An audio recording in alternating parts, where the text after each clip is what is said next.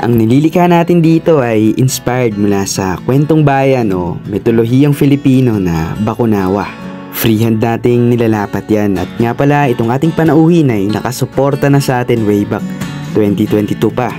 At dito nga ay likha na.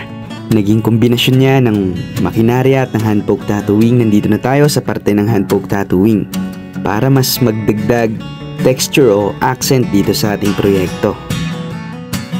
At nang matapos nga ay ito na.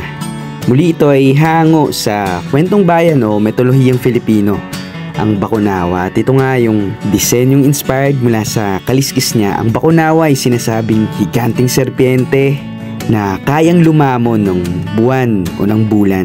At sa sobrang lakas at tatag rin niya ay hindi siya kayang sugatan ng iba pang mga Diyos, kasi maraming araw na tinuturing na Diyos noon. May Diyos ng araw, may Diyos ng digmaan, may Diyos ng biyaya o magandang ani.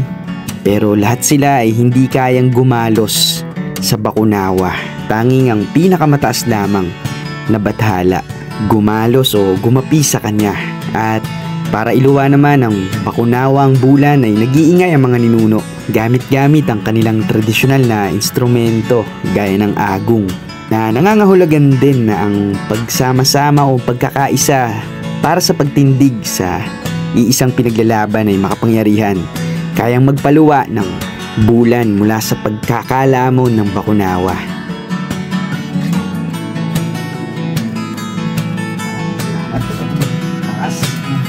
At magandang balita sa mga nais magpalika, malapit na tayo dyan sa Maynila dahil nasa Mandaluyong na nga ang Sinag Baybayin. Nandyan tayo sa Tivoli Garden Residences, kaya malapit na tayo sa Makati, sa Guadalupe, sa Ortigas, sa BGC. Malapit na tayo, napakadali ng biyahiin ng Sinag Baybayin.